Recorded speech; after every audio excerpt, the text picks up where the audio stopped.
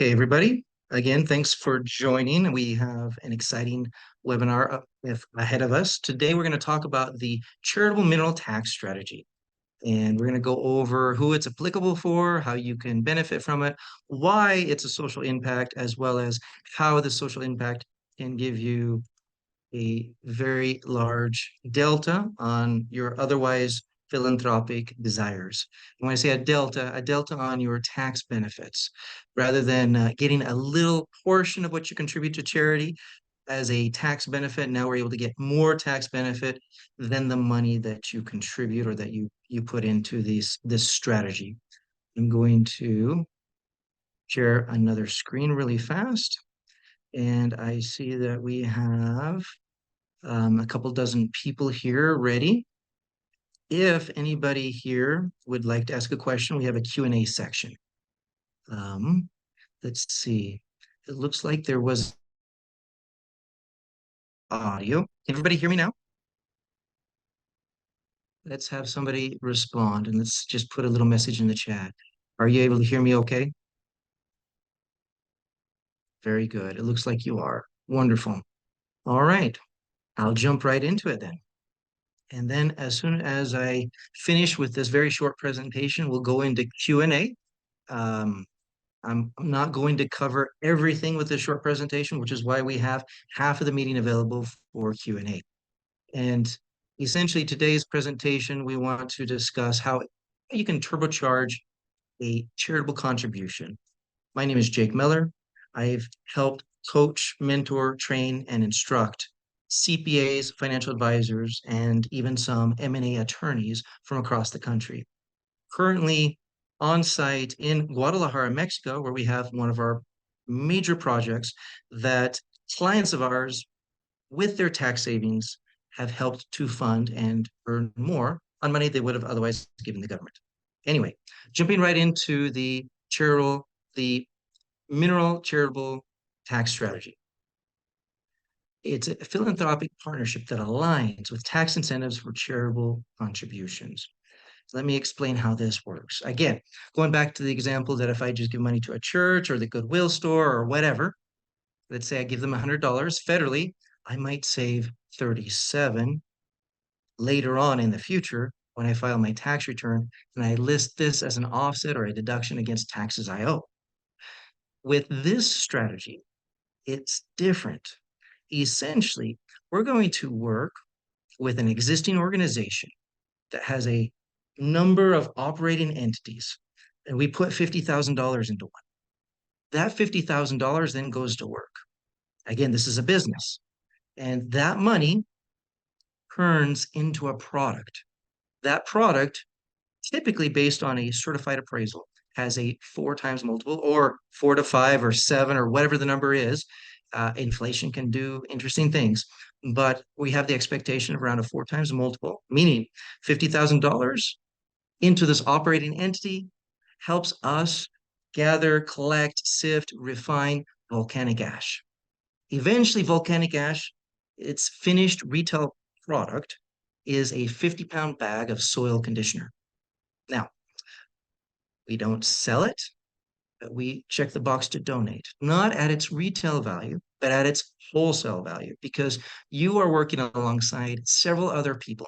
And collectively together, you're going to have your 50-pound bags on a pallet or several pallets. All of these pallets fill up an entire barge or ship and get sent to Haiti.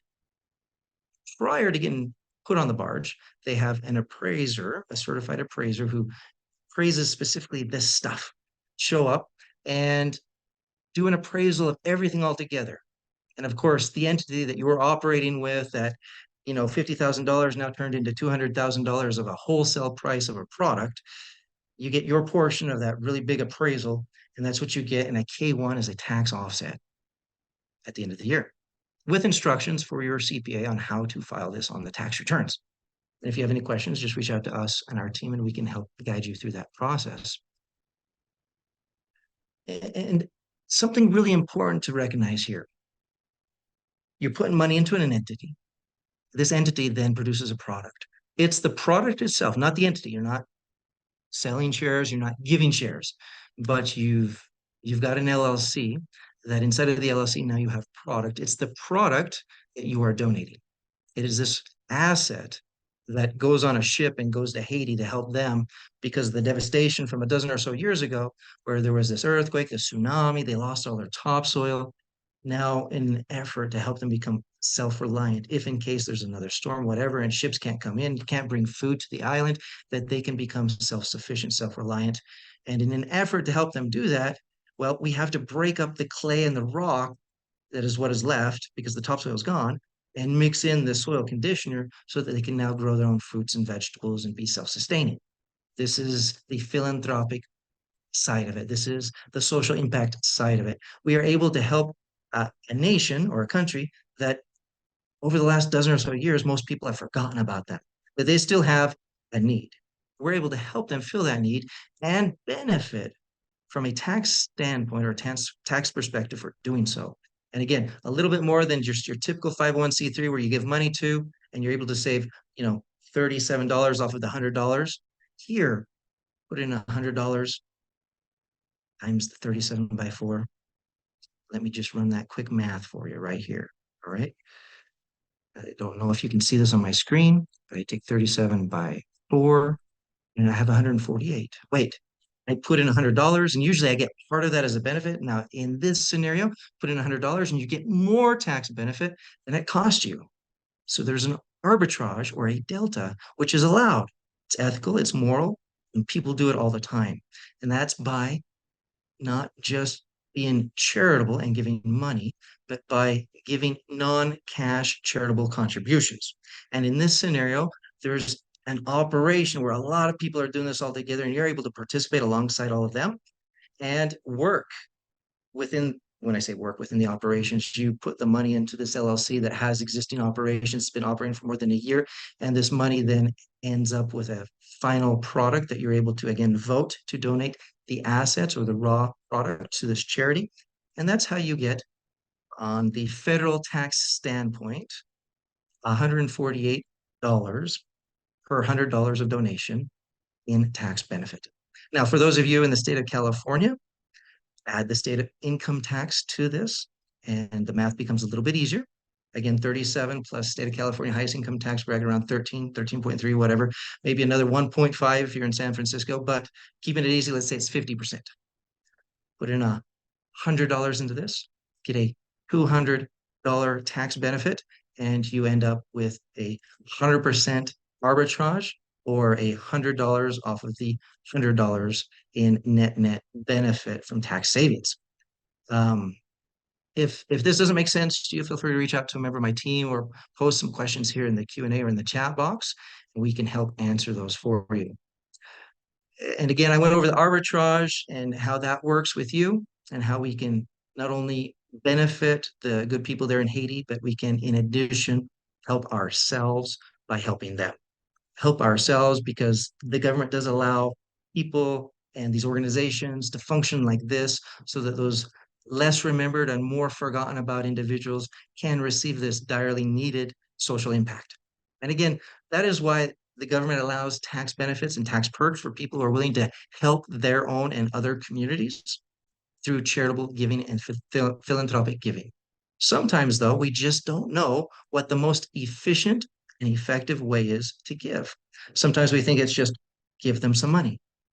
And though that is direly needed in a lot of scenarios, in this scenario, what they need is soil conditioner. And they need a lot of people to team together to do it. And that's what we've done.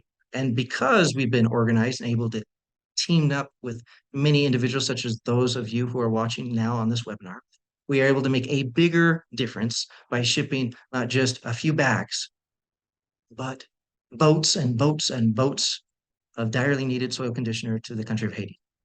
Now, in the future, there will be other philanthropic efforts as well.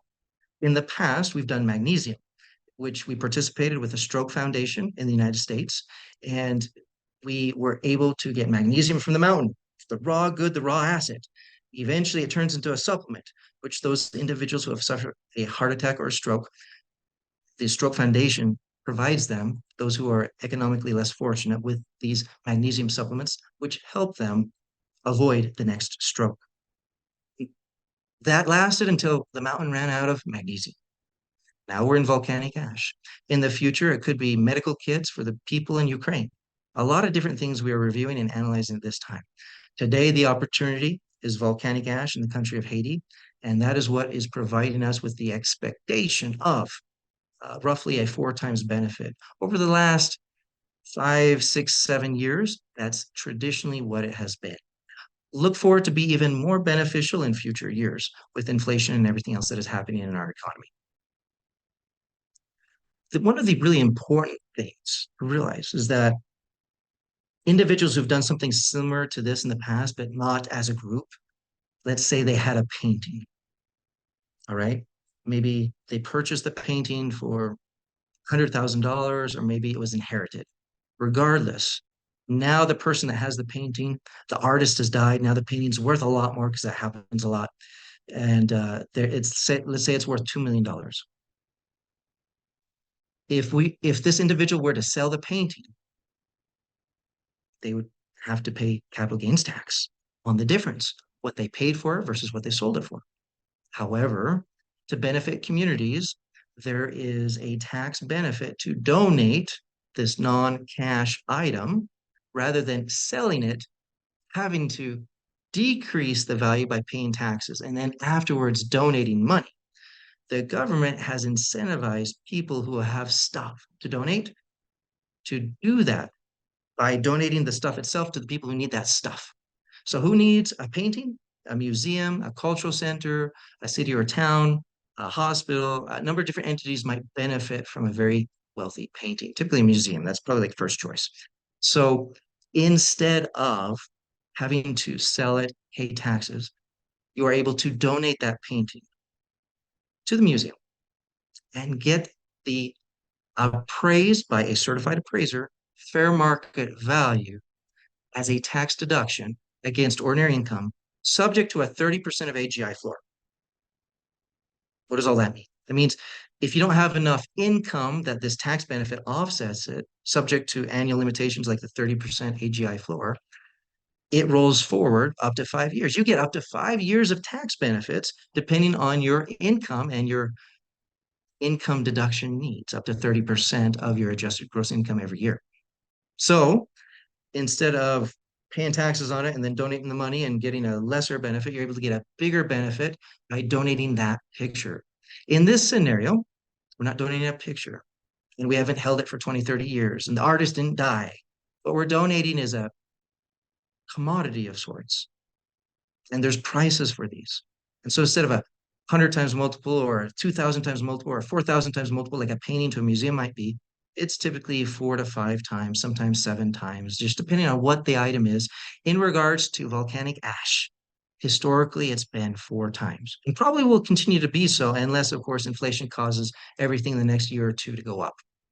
But on a bulk donation scale that you participate in one little piece of that bulk donation scale of everything that gets loaded on the boat, the appraiser is likely, we have no control over this, but historically, based on what they've done in the past, will come in around a 4 times multiple on the value of the money that you put into this entity that went through the process to refine and package and produce this finished good of a 50-pound bag, several of these bags on a pallet, and then several of these pallets put on a boat that then goes to Haiti.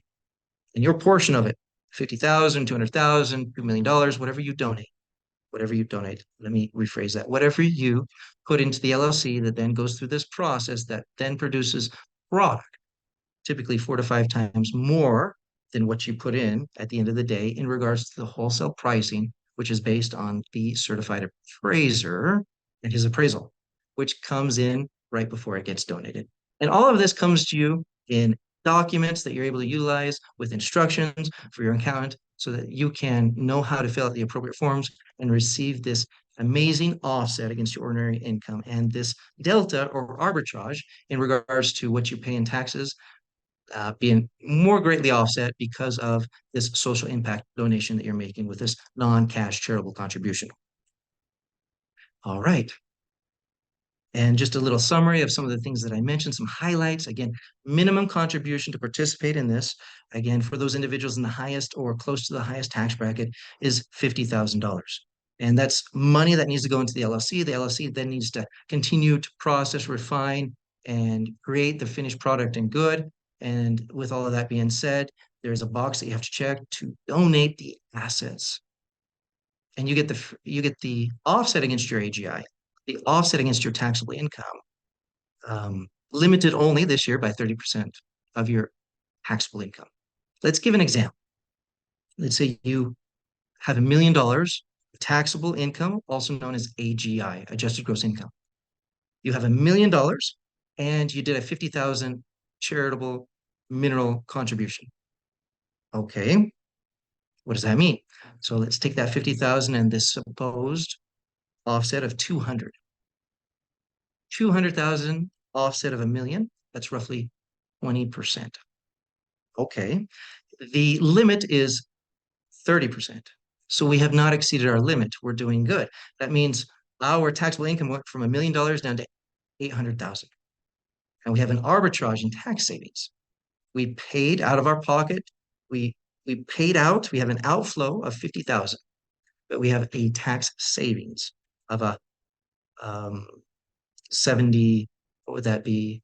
74,000 roughly, right? So you've got an arbitrage of roughly 24,000 plus a social impact, and you've turbocharged your charitable tax savings. Let's change the calculation a little bit. Let's go from 50,000 to 100,000. So now we have a 400,000 offset. But again, on the same $1 million, we can't offset all 400,000 this year. We can offset up to 30% or up to 300,000, right? So again, we started out with $1 million that was taxable. We did $100,000 contribution, sorry, $100,000 contribution. And let's say that the appraisal comes in at a 4 times multiple, you get 400,000 as an offset. But you can only use 300,000 of it this year. The other 100,000 rolls over to next year. All right. And so you can see that you can reverse engineer to say, how do I get as close to my 30% as possible? In that scenario, it'd be closer to 75,000. 4 times 75, you've got 300. On $1 million, 30% of a million is 300,000. And you get really, really close to what should be your annual limitations of what your total gross benefit could be. Now, we do have people who intentionally over contribute because they want to do tax planning for 2 or 3 years. They want to make a bigger difference for the people in Haiti, and that's fine. That's good. That's understanding. We just like people to know and understand the proposed or the supposed math that should be an estimate that should get you very close to what the end result will be come time for the appraisal. Application deadline mid-December or when product runs out. And so again, magnesium, a couple years ago, it ran out early. And so a lot of people are planning to do like an end of year participation in the LLC that then could be, part of this product donation, this asset donation to the Stroke Foundation. Weren't able to do so because product ran out. Or applications, we stopped taking applications mid-December. And it's good to work with your advisors right now. It's good to analyze your current tax situation. If you're a high income W-2 income earner and you know what your bonuses are and everything else, and you can see and easily predict what your income is, this is something you can kind of do yourself with the information I've just provided you. If you're a business owner and there's a lot of complications, you have a lot of accounts receivable, it might be a little bit more complicated. And you might need to be a little more conservative on your numbers just so that you're not over contributing and waiting for that delayed gratification until next year. Um, let's work with you and your team to find out what numbers make most sense. If you're in the highest income tax bracket or close to there, this strategy, amongst many other strategies, could help you save hundreds of thousands of dollars in taxes while providing a fantastic turbocharged social impact for the good people in Haiti. All right. This is our information. Micah typically takes the applications over the phone. If you want more information, you reach out directly to me and I can help answer any and all of your questions. No question is a bad question. If you would like to watch the replay of this video, it will be available to all of those who register. You will receive a link to watch it on YouTube afterwards. And so if you want to just without reaching out, without bugging anybody, whatever. If you're more comfortable watching this again afterwards, feel free to do so. But don't hesitate to reach out to a member of the team if you have very specific questions about your specific tax situation, whether or not you qualify, if you're eligible for this, or if this makes sense. This is not something for everybody.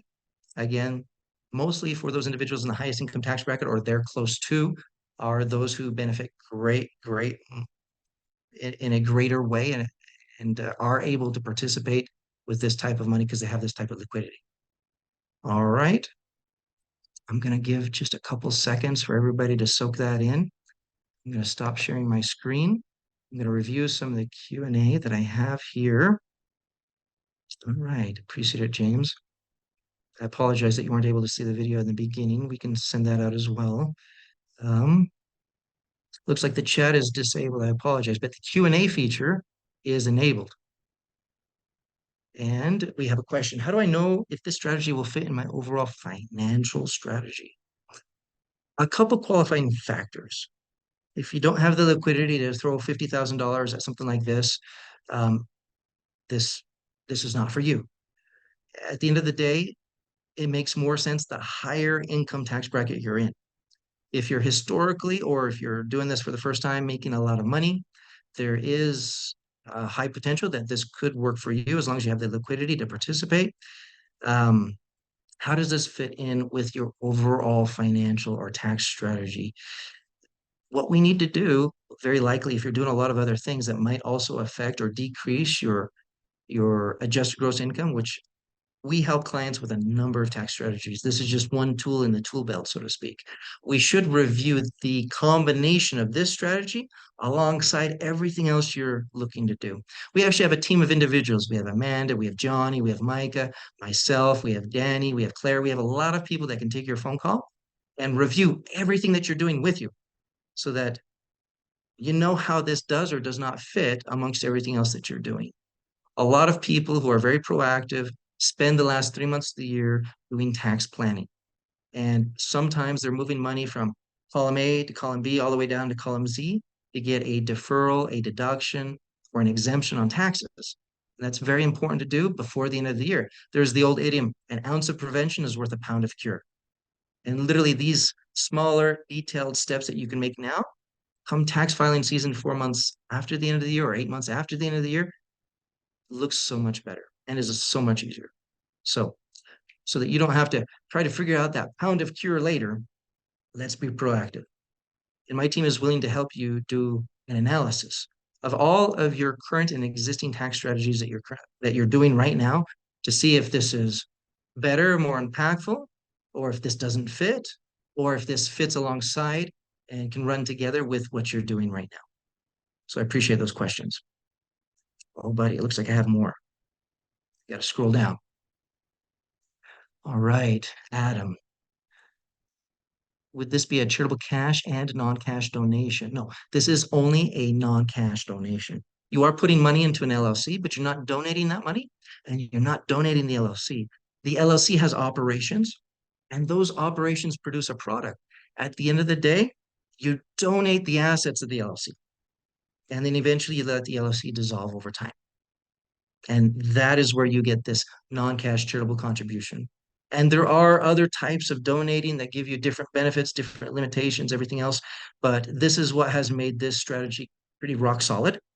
And we like to be on the conservative end, the conservative side of strategies that we implement and help our clients with so that we feel confident that should there arise any questions in the future, they're really easy to answer for the IRS, which to date, only 3 of our clients have had any questions about this strategy.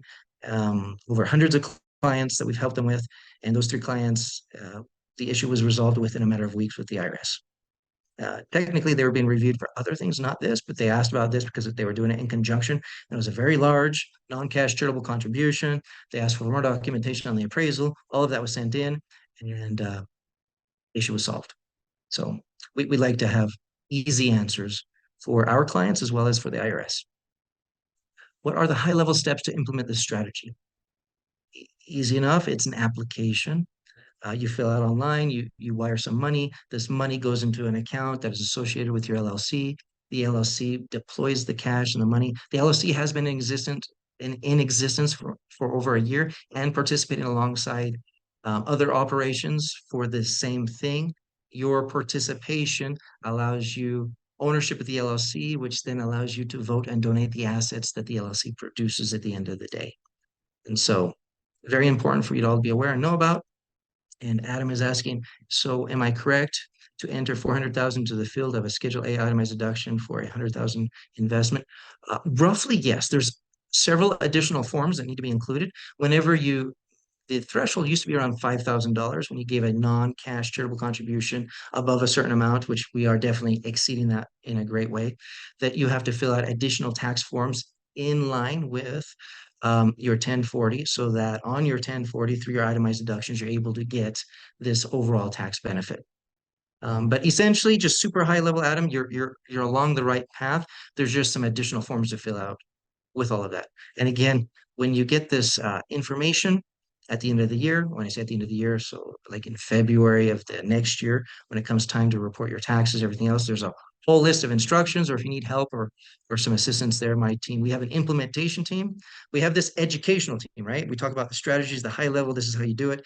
And then we also have an implementation team if you need some assistance there, if you or your accountant would like some help.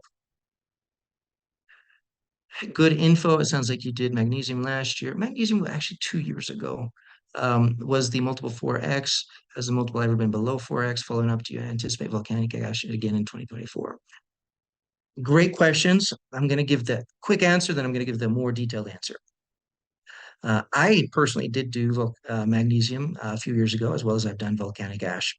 And it has historically been 4 times or near 4 times. Sometimes it's like 4.01, 4 point whatever. It depends on the appraisal and how things are allocated to everybody else. This year, it was presumed because of inflation to go up to 5, but we want to be conservative. And so we're still saying 4. We're saying 4 because there is no guarantee of what it will be. And we presume that it will be 4%. I think that inflation was going a direction and it kind of backed up a little bit. And so I don't think that, and again, I can't speak for the certified appraiser, but I believe that we'll probably come in close to or near a 4 times multiple again. Um, do I feel like the volcanic ash will be around next year? Yes, unless it all sells out. And could it? We've had some very large corporate people participating, and there's always the concern that if everybody does everything that they say they're going to do, then we'll run out. However, I think the likelihood of us still having volcanic ash next year is very likely. Some people who feel like it might not be available next year are doubling down and they're doing 2 years of contributions now, so they don't have to next year. Though I do want to give you peace of mind that if it's not volcanic ash, there will be something else. We have an entire arsenal of tax strategies, regardless of whether or not this charitable mineral tax strategy is around in 2024. There are other things that we can help you do. And that's why we're around. That's why we are presenting this webinar, letting you know about one of our many tax strategies that has been incredibly vital and instrumental in a lot of our tax planning efforts and implementations for our clients. Is it possible for a lower contribution, like 25,000? The black and white answer is you shouldn't do that, meaning they don't want you to. But technically, they do accept donations from individuals or companies. And so if you have a company and there are multiple people in this company, like a partnership, technically the limitation for the partnership is the same as it is for the individual. Meaning, if you found somebody else who wanted to do 25, you want to do 25, and you're both in a partnership, that partnership entity could do a total of 50. And then that entity would be what receives the K1. And then based on how you guys contributed or how you decided to split up the tax benefits, the people inside of that entity could have this pass-through benefit as well.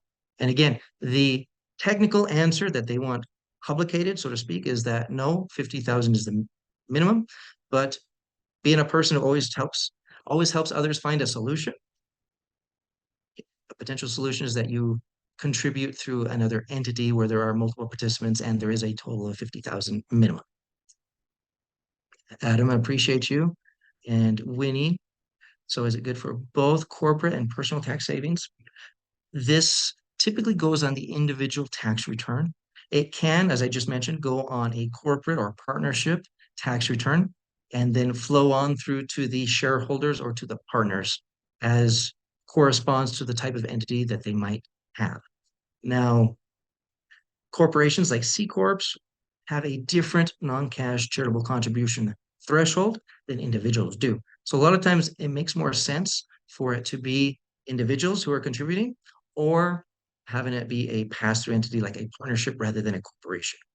Again, everybody's scenario, we can look at it on a one by one basis to know and understand what the most optimized or the most suitable participation amount and way can and should be while educating you. Again, we're here because we're educators. We help people know and understand complicated or what would otherwise be complicated and almost mystic strategies. We demystify these strategies. We try to spell it out as simple and as black and white as we possibly can so that you can more easily DIY, do it yourself, or understand and make an informed decision when you do get help to do this. Appreciate the question, Winnie. And then the need to have it in place before end of year for the 2023 tax liability. Yes, we are a little bit late in the season. A lot of people have already contributed. We are putting out this webinar to let more people know what they can do. But Micah, you have a great point. We are running out of time. We literally have just over 30 days left during the application period by which people can apply. And so if you would like to know more about how this might work for you, or if this works for you, or if you are eligible for this, you do need to make this a priority in your planning. I say that because we like people to have sufficient time to be educated and do proper planning, which means they're not in a rush. But I almost feel like we're in a little bit of a rush because time is going to run out. So over this next month, ask all the questions that you can. Reach out to everybody that you trust and know as an advisor or a consultant that may be able to give you a third party opinion on this, whatever. Reach out to us. Again, we are the people who have put hundreds of thousands of hours into this. We've helped people over the last 6, 7 years do this. We're able to help you do this. We're able to help answer a lot of the questions. We are a little bit of the source of information or correct information on what this is and how it can apply to you.